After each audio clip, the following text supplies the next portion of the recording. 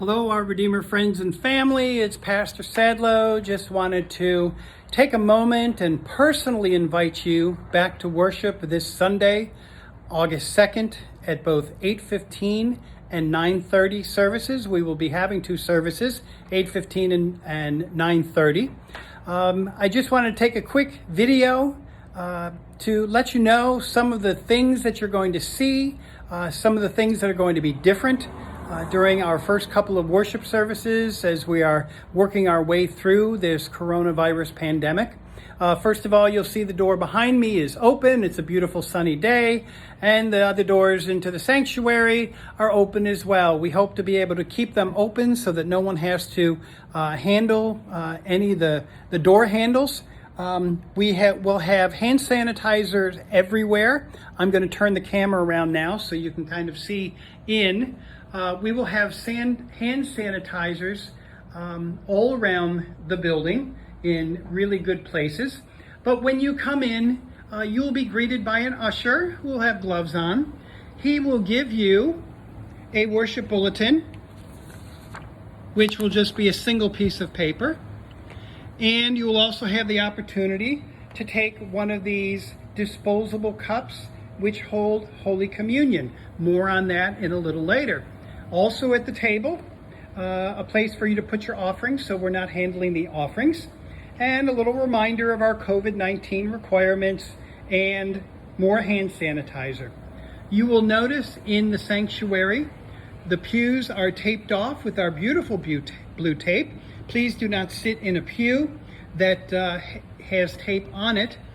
We've also discussed amongst the elders and the council that ushers will help you find your seat. There's a good chance that your seat might not be available to you on Sunday, your seat, your personal seat. But we're going to hopefully have people, the earlier you come, the closer up front you will be seated, and there is a purpose for that. So we will, if you're a single person or sitting with someone that you don't currently live with, we will ask that no more than 2 people in a pew so that we can socially distance. If you are here with your family members, you can sit as many people as you can squeeze into a pew, but you see that every other pew is roped off. You'll also notice that the hymnals, the sign-in sheets and everything, they are out. We don't want people handling things that we don't need handled. When it comes time for communion, as I said earlier, we have our disposable communion cups. You will take your communion cup with the wafer to your seat, and I'm going to flip my phone around here again.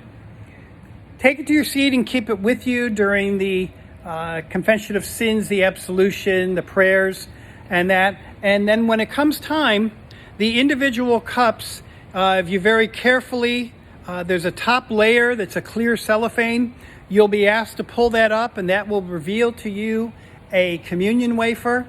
And then at the appropriate time, you'll pull up the next tab. If you've ever used a half and half at a restaurant, you'll know exactly what I'm talking about here. That the wine, or excuse me, the grape juice will then be made accessible to you. Those communion will take place. You're not going to come to the altar.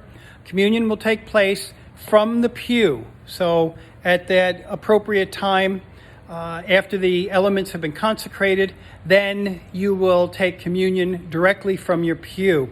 After communion, there will be a benediction, and then the ushers are going to help you leave or tell you when to leave the sanctuary. We will be emptying the sanctuary, or asking people to leave, emptying the sanctuary sounds kind of rude.